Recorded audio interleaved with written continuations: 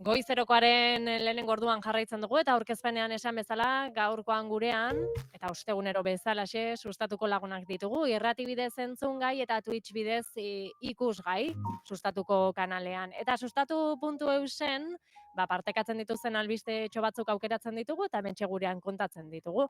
Eta horretarako Luistxo Fernandez prest, egunon, Luistxo? Egunon. Zer moduz? Ondo, oporrak hartzeko zain, bueno, astebete falta da, baina opor luzeak hartzen ditugu eta zuzeneko hau 3 aste barru itzuliko da. Bueno, 3 aste barru, hau, oraintxe konturatu naiz, baina 3 aste barru maiatzak bat. Beraz, igual egun aldaketarekin. Pues Igual, oraindik eta opor handiagoak hartuko ditugu egunean beinek baino. Ze, joan dan igandean amaitu genuen, baina gure itzulera asmoa da maiatzaren bateko zubi horren ondoren, maiatzak 5 uste dela, eta zurekin itzuleko naiz maiatzak 8. 8, bai. Bueno, hau ez dugu hitz egin, baina nahi baldin bazu egun aldaketa egin dezakegu aurretik, edo bestela maiatzak 8. Bueno, ez dakit, uste dut ez nahaztea hobe izango dela, eta hilabete, zuek ikusi gabe, eta tabarra eman gabe segure irratiko entzulei. Bueno, baina bilduko dituzue albistetxo batzuk, lanean bai, baina... Bai, sustatuk egunero espada, opor egunetan ere, atrako ditu albisteak. Oso ondo, Luistxo. Bueno, hau guztia, hoxe, pixka testu ingurua, eta ze izango da hilabete hau kontuan izan da, gaurkoarako, bai, albiste batzuk prest, eta adimen artifiziala, ez dakit. Bai, berriro kontu hau. Joan den astean ere sakon ibili ginean honekin, baina beste albiste batzuk ere atzara ditugu. Batetik, urteko pertsonaietako bati errepartu diogu, Elon Musk delakoari, Teslarekin egiten dituenak, eta estatu batuetako gobernuan daukan rol fascista xamar horrekin, eta hor da hil medioetan, baina beste plataforma batzuen atzetik edo adimen artifizialean ere sartu da Elon Musk. Eta, egin genuen artikulu bat, esplikatu ze marka edo darabiltzan. Uste dugu, isa edo Twitterrek urteetan, hamarkada batzuetan, bi hamarkadatan bildu duen materialaren prozesamenduarekin osatu duela nolabait, bere adimen artifizialeko plataforma. Osea, konbertsazio humano asko kopiatu dizkigute. Eta horrekin sortu duena da adar bat izena duena Shai. Isha Artificial Intelligence, Shai. Eta albiste izan zen, onjala 2 aste, Shaik erosi zuela Isha. Eta orduan zertarako, susmoa Isharen akzioa jetxi beharrote ziren zearekin, gero tarifen kontu, muga zergen kontu, holako teoria batzuk erosi entzun ditu, baina kontua da, Twitterretik eragin politikoa egiten duela, baina uste dugu, Shai horrek ere, gobernuan, alako estatu batuetan, entxufean hola dauganez, estatu batuetako gobernuan, adimen artifizialeko tresnak eta erabilpenak salduko dituela. Hori batetik, Shai horren negozioa. Eta Shaik dauka marka bat, izena duena Grok. Hau, adimen artifizialean ere ikusten dugu beste zerbitzu batzuetan. Anthropic izeneko enpresa batek dauka Claude. Metak dauka Llama. OpenAI dauka ChatGPT. Eta, Shaik sortu duena da Grok. Sortuta zegoen orain dela hilabete batzuk. Baina, are gehiago integratu da esango dugu zerean, Twitterren, eta WhatsAppean bezala oso erraz bihurtu dute, bertan bazabiltza berari galdetu. Hau da, profil bat balitz bezala, tratatu dezakezu, botoiak ere badaude, simboloak daude interfazean eta hola, baina galdetu dezakezu gauza bat, eta erantzuten du. Adibide bat... Mezu bitartez edo txio baten bitartez? Pribatuan edo publikoan, bi moduetara. Ematen badiozu grok botoiari, Twitterren, erakutsiko dugu, pantailan erakutsiko dugu, eta utzi da zu bilatzen ere zu bidali zenian adibide bat. Politikaz ere galdetu zioten, eta erantzun egiten du. Danari erantzuten diote. Bai. Utzi da zu. Bai, hori da. Noticias de Navarrako albistea, bueno, egunkariek, zerekin beteko dugu, adimen artifizialarekin, guk bezala, baina guk egiten duguna, egiten artzaleri buruzko gogo eta hausnarketa eta gogo eta sakona. Bete ezagun, takitola da kontu, baina esan dezagun bai. Eta orduan, utzi da zure pantalla bat, partekatzen. A ver. Sartu naiz Twitterren, egunean behinen, profilarekin.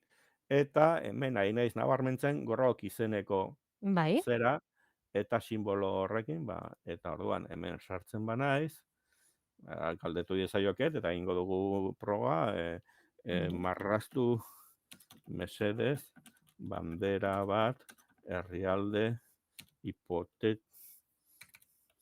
hipotetiko batena. Baina, bi izar egon daitezela. Aber egiten duen, Vale. Bialtzen dugu. Eta... Irudia kargatzen ari dira. Irudia kargatzen. Badatozte. Badatoz zerbait, eta ikurriña bat, edo bandera bat. Bi aukera, eta euskeraz idatzi diogu. Bai, ondo. Eta primeran ulertu du. Nola daki euskeraz? Beste guztia dakiten bezala. Baina, aldi berean, mezu publiko bat idatziko banio grok esaidazu ez dakit zer, olako adibideak ere badaude. Eta, artikulu baten aipatu genitu, urkizu kazetariak nola galdetu zion Euskal Prentsaren erronkei buruz, eta hortxe daude banderak. Ez dakit kontatzen dakien, bi izar egon daitezela, hiru izarreko margotu digu bat, eta bestean izar bakarra. Bien artean, lau. Zati bi. Adimen ekitatiboa. Eta orduan, hori barriketa egiten du, eta jenteak eta politikaz da horale galdetu dio. Normalean politikaz eta alako tresnei esango diogu politikaz galdetzen badiozu, ez du erantzunik ematen, edo esaten do berak ez duela alako erantzunik. Hala da, batxat GPT-en edo ikusi dugu alako lotxa bat, barkatu gai hauetan, olako ez naiz aditua. Elon Muski bostatxola, hartu eta galdetu, eta nahi botatzen dizut. Eta, jendea galdetu dio, eta zuke bialitako albiste horretan, zein izango zen Espainiako presidente hon bat, eta erantzuna Pedro Sánchezen alde, eskerraren alde. PSOEren 40%, PSOEko partido politikorekin bat egingo zola, gero PACMA ere agertzen zen.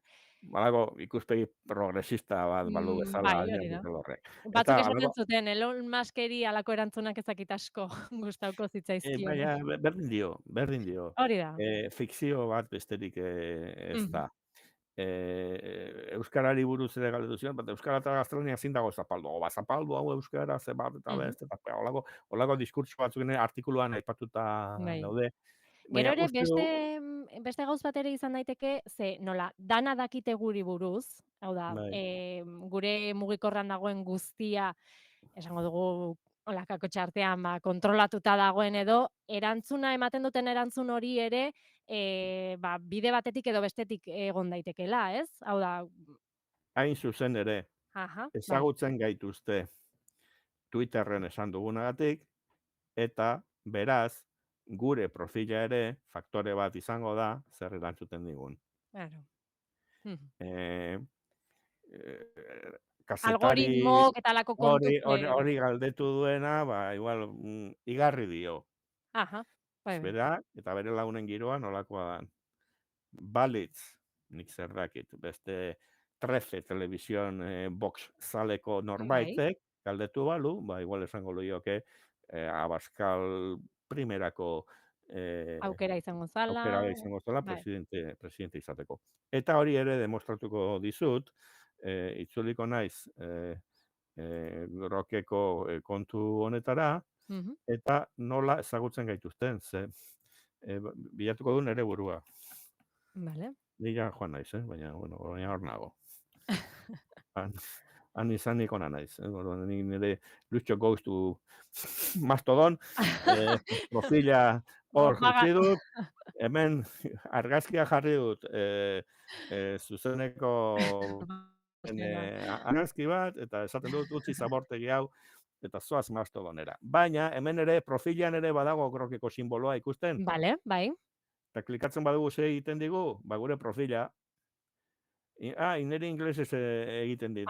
Begira. Artikulerako Kikamon Arrizegin egin genuen proba, eta euskarazko eman genuen. Eta zesaten du, aspalditik nagoela ixan, oso engaiatua euskal kulturarekin eta politikarekin, eta sinesmena dut, software libreko tresnetan, eta baita ere, Minoritari bultzatu behar diala, zaindu behar dirala.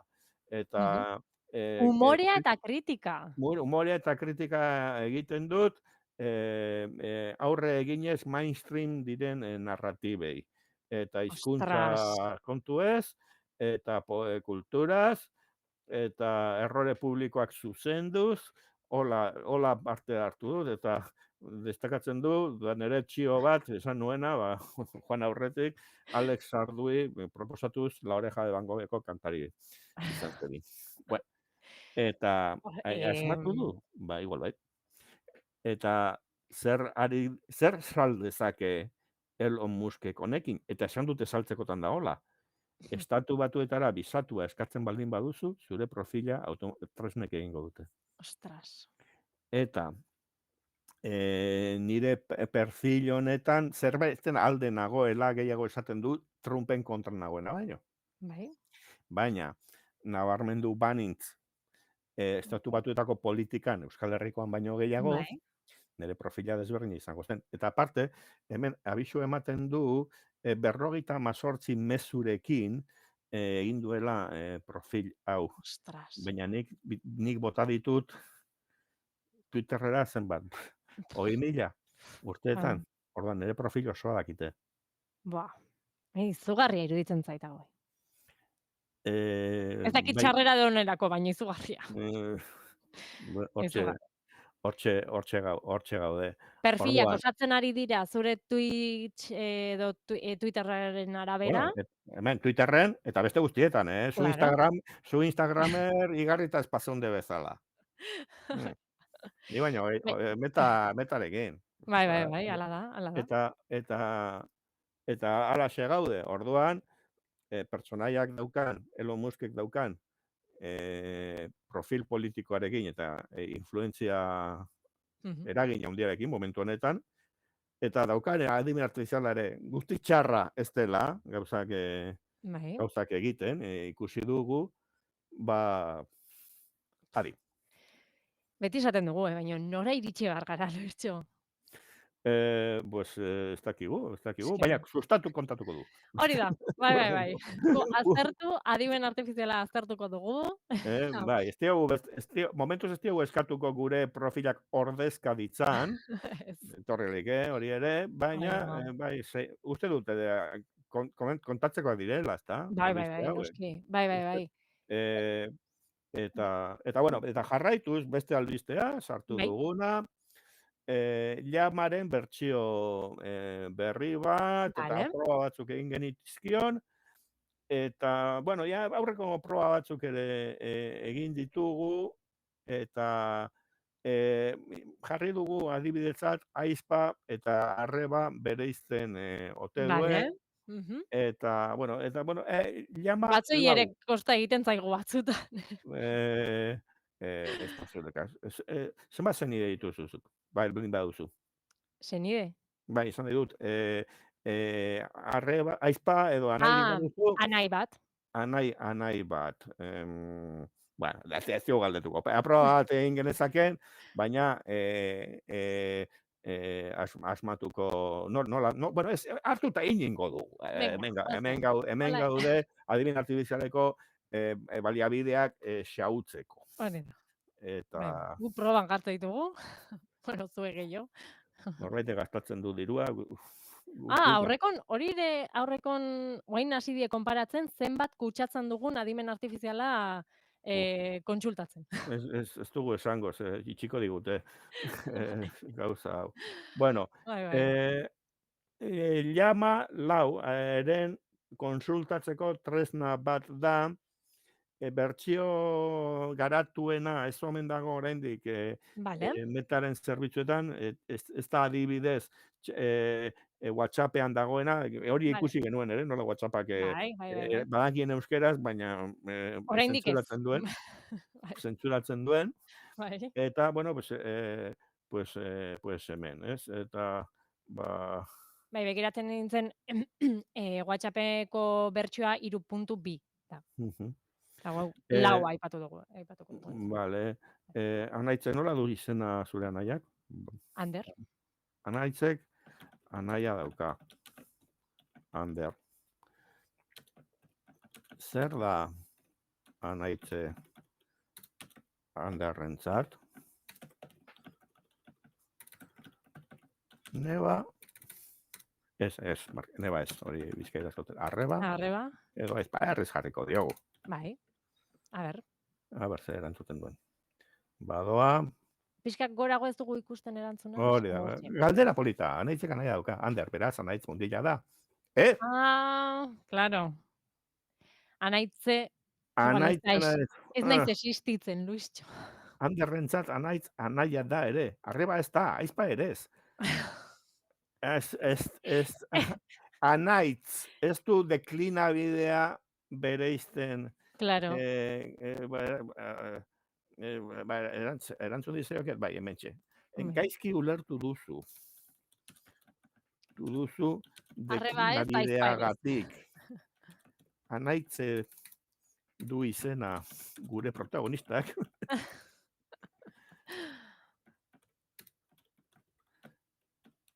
Ez anaitz.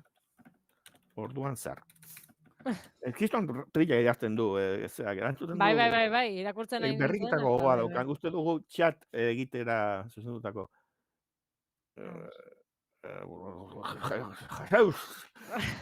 A ber, Ibon eta Edurne, a ber, zeintzu dira hori. Arreba da anaitze Anderrentzat, ez aizpa. Orain bai, ulertu du, bai. Orain bai, ulertu du. Baina maiuskulaz jarri du, hortxe letra larriz, arreba. Darrentzat, anaitz arreba. Eta esplikazioa, eta aurreko akatsa izan da, ulertuta eskerrik asko, galdera hain zehatzagatik. Bueno. Eta honekin lotuta, ja erabaki dugu hau deitzen dela arreba aizpa testa. Eta etortzen diren garapen berriei ere galdetuko diogu. Uste dugu laster izango duela horrela erabiltzeko eta, latxak ez dugu dudarik hori, gainera, sustatu ezan badugu testa hori indiala, jarri dira nervioso bertako ingenieriak eta aizpak eta arrebak eta nebak eta danak beriz. Egin duguna da, ondala gutxi ikusitako beste albiste batetik, konturatu gara ez gara bakarra munduan aizpak eta arrebak bereizten, eta, beste hizkuntza batzako adibide batzuk, gaur goizen artikulu batean. Eta bereizgarritasunak bitxiak dira, euskeraz ere, Mendebaldeko Bizkaiko muturrean, neba eta anaia bereizten dira. Anaia da mutilarena eta getxe ostarra bazina, handerri neba esango zenioke. Bai. Lemagun. Eta alako berizketa egiten du espan hizkuntzak ere bai. Lau berizketa egiten ditu. Eta aldiz, kabardera, dela Kaukasoko beste hizkuntza baten, termino bakarra arreba eta aizpak batzen, eta bi neba anaia bere izten. Eta beste hizkuntza bat Burushaski hizkuntza hau ez da Kaukasoko, hau da Tibet aldekoa, han anaia baten anaia edo neska baten aizpa, termino bakarra da. Txo. Txo da aizpa, baina baita ere bizkaierazko anaia. Aizu, txo. Baina dauzkate neba eta arreba espezifikoak esateko bi hitz desberdin. Bueno, kontua hor, artikulo bat, Euskaldun guztio barruan daukagun filologoa. Oso ondo, Luistxo. Mila esker beste behin gurean egotagatik.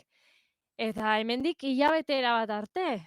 Bai, ez ahaztu sustatu irakurtzen tartean. Hori da. Iliko zaizkigu albisteak zuzeneko horretarako. Primeran, Luistxo, mila esker esan bezala, ondo izan. Agur. Agur.